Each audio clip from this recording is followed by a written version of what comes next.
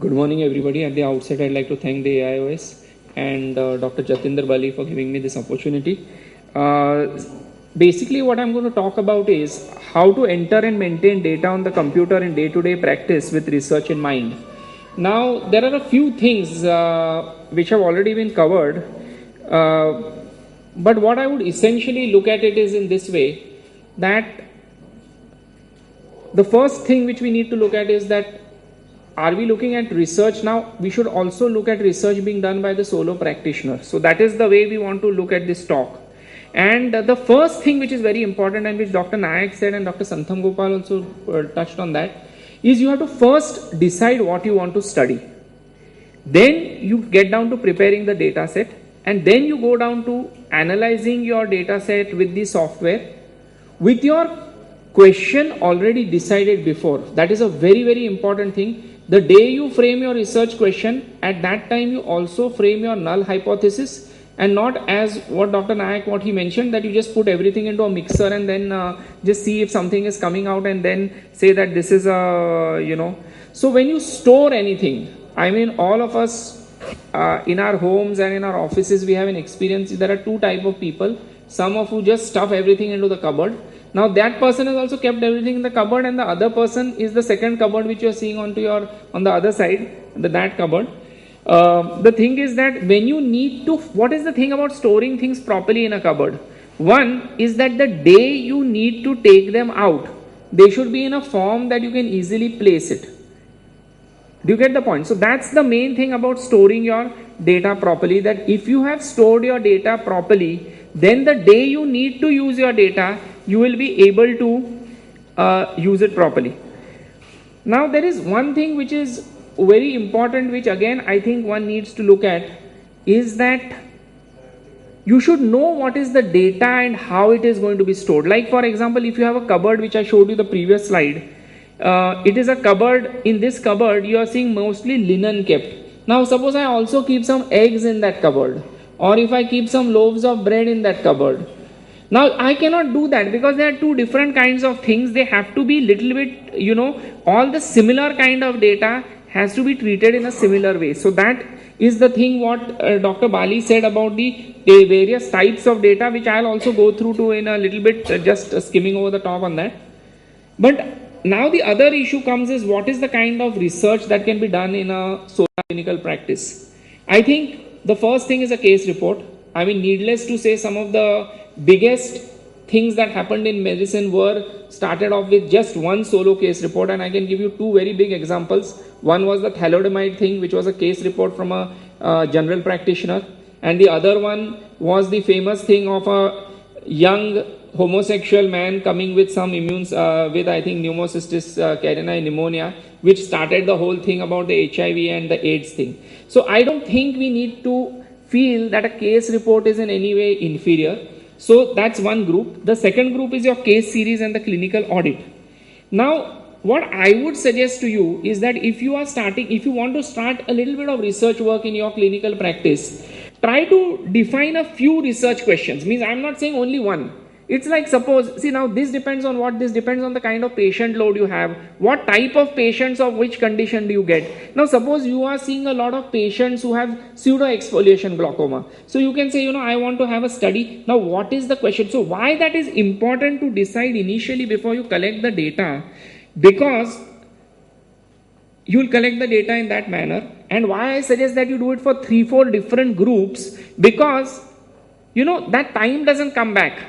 I'm starting practice today. I'm having 20 patients, 100 patients coming in every day. Now, if I decide after 1 year that I'm going to now start on some other study, it doesn't work like so. At the point of data collection with some basic research questions, I begin collecting the data on 3 or 4 things, so that at the end of the year, I have a data on 4 topics, out of which I can decide that yes, here I have managed to collect more patients, or there's a significant number of patients here. So then that is the data which you can use. I think that's the practical way of doing it. You have to think about the variables to be studied, and those have to be written in a proper way. Like for example, if you are looking at something like, I'll give you a very, very simple thing. There was a study, you want to compare something related to post-operative refraction after cataract surgery. You need to have the objective refraction as well as the subjective refraction. You cannot publish a study only with the subjective refraction. Now, if you have not collected the objective refraction at the time that the patient came to you, suppose you decide there's a very simple study which says I want to see the refraction of a post-phaco patient at 15 days post-op and 3 months post-op. Now, if you had not recorded that data at the appropriate time, you are not going to get a second chance to report it, that patient has gone. So, do you get the point? So, and as what Dr. Gopal said, very important to have looked at the literature for two reasons. One is if it's some topic which has been published ad nauseum, it is no point. The second thing is see how the others have done it, because that gives you good tips, and also see what data they have analyzed. Like for example, a simple thing, again why I am talking about cataract surgery, because that is something which everyone does. When you write a cylinder has both a power and an axis. So how do you compare two cylinders? There's something known as, when you look into the research, you look into the literature, you realize there's something known as a cylinder decomposition, or you have a spherical equivalent. So you can transfer your data into that format, and while storing, it gets stored in that format. Now what I recommend to everyone, store the data on an Excel spreadsheet. For the simple reason that what I am also using the Stata program, and as Dr. Jatinder Bali was showing you, most of the times that data can be just imported from the Excel spreadsheet straight onto your into your computer. So if you have it on the Excel spreadsheet, then just one press of a button on your program and you can just put it onto your Stata and start your analysis. So now the other thing about this Excel spreadsheet is that it can be filled by staff, and of course what to document, that is again the point I'm coming to. It's very important at the outset, whatever 3-4 studies or 3-4 things you want to look into in your practice, have all those variables decided. And then you come to the other thing, is how to convert information into figures, because a computer will only understand figures. So how do you do that? And that is the whole thing about your types of data. I won't go too much into detail. But you have nominal data. Why? Because you cannot, computer doesn't understand male. He doesn't understand female. He understands male is 1, female is 2. Condition present, 0. Condition not present, 0. Condition present, 1. So that is the way that data should ideally be entered into that thing, so that at a later stage you don't have to fiddle around with it. Ordinal data. See, normally we have these issues that we don't see, a patient doesn't say that I have keratoconjunctivitis 1, 2, 3. It doesn't go in numbers. It will be mild, moderate, severe as per some standard classification which has been used in literature. So when you convert, suppose you say that this is level is 1, this is 2, this is 3, then you should be able to put a reference saying that this is as per so and so staging system of keratoconjunctivitis sicca. So when you are doing that, so this is the thing where as doctors we come into the picture really most, because we have to convert, we have to give numbers suppose for these things, because that is something which we understand, the statistician doesn't understand that.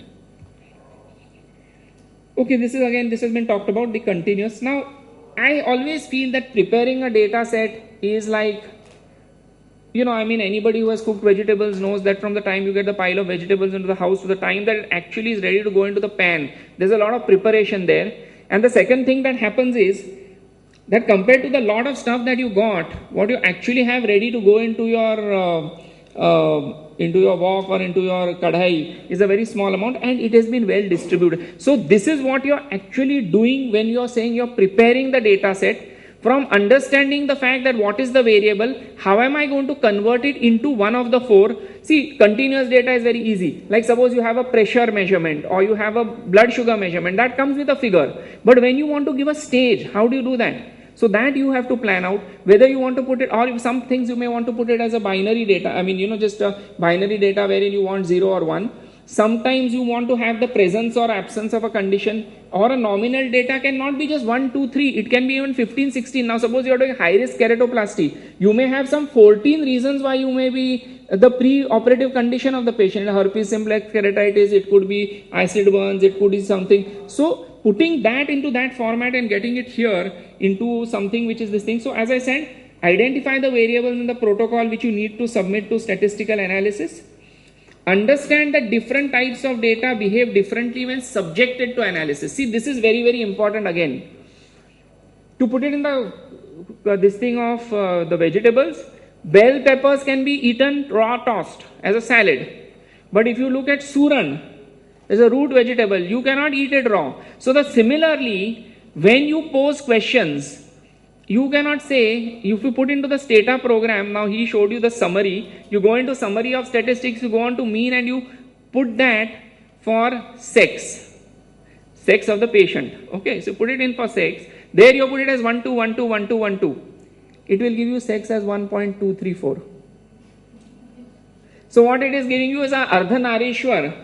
But that has no meaning because computer is a fool. It only answers in what format you give it. If you put in, it's like a mixer. Whether you put in something which is soft or you put metal nuts and bolts, it is going to work in the same way. So that as a doctor, we have to understand how we are going to look at that. And as I again put on that we convert the information into mathematical figures. And this is again another thing which is very, very important, that we may have to convert sometimes for the purpose of comparison. See, when you are applying tests between two groups, you are saying this group is responded better than this group. So what do you have to do? Sometimes you may have to convert a continuous data into an ordinal data. Now this happens things like, for example, you decide vision between 6 to 6:12 can be considered very good vision. I'm not talking about cataract surgery, but I'm talking about, suppose you talk about retinal surgery. 6 huh? Counting finger 6. No, so the issue is that you have to define those groups, because just putting in 6 by 6 doesn't help. So vision is taken in two ways. One is you make it into ordinate data. Second thing is you put it as a decimal. Now both ways it can be done, and these things have to be mentioned in your study design. Now before you put the data into the Excel spreadsheet, you have to clean the data. If your data is clean, believe me, Dr. Saab, it just doesn't take any time. But if it is not cleaned, it will only mark out that whole row in red and it will not process that data. So it is very important that it should always be in the same units. Means you cannot have, suppose, distance being measured in inches also and centimeters also. Now for simple examples in this is like keratometry. You can mention it as the BCOR in millimeters, or you can mention it in diopters. So whatever it is, it should be uniform. There should be no punctuations or numbers, marks in between. Like you cannot put any commas there. And the first row should contain the variable names, because that gets again imported into your program with the variable name on the top.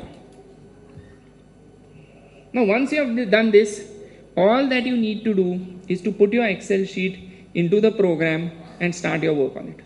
So basically what I just want to stress again before I conclude, because of the paucity of time also, in your practice, try to define what are the few areas that you would want to study. One, try to devise few research questions which you would like to address. And then I would suggest that, like a research protocol where you have a system of collecting the data, you have a collection sheet. You make a collection sheet with your variables specified, and then this collection sheet, you just put those variables onto your Excel sheet, and then you see to it that every time the patient is walking out of your room, either your assistant or you yourself at the end of the day are entering it. It should not be entered later. For all retrospective studies, wherever there is a table, chart analysis, they always want to know whether it was done at the same time. It wasn't, because if you see something after many months, you may not be able to this thing. And I think if that way we store the data, and I would also go one step further, that in addition to that, it's not related to statistics, makes it's worth its while to take photographic documentation of all patients pre and post-op. Usually pre we miss. Is the post-op, when you have a very good result, in an unusual case you have that picture, but then you're never going to get the pre-op picture, because as far as what my experience with journals is concerned, especially when they come from this part of the world, when you're sending to a good foreign journal, the issue is the veracity of the claim that you have made is always taken a little, in fact, we had a publication in Von Graffe's Journal of ROP Surgery, which I had done, and we had literally put in so many pictures, and that person wrote back to me, one of the reviewers comments, that instead of this you could have instead drawn the retinal diagram. So I just wrote back to him in one sentence, and what I said is that the region of the world from which my study is done, probably just a picture drawing would not substantiate the veracity of my claim, because pictures have a totally different value. So in addition to statistics, I think it's very important that you store, and today with many of the softwares you can store the images and everything simultaneously with the management softwares which we have now. Most of the machines can be linked through a common software, and you can choose that. So I think the documentation and correct management of the variables is what is key in this situation. Thank you.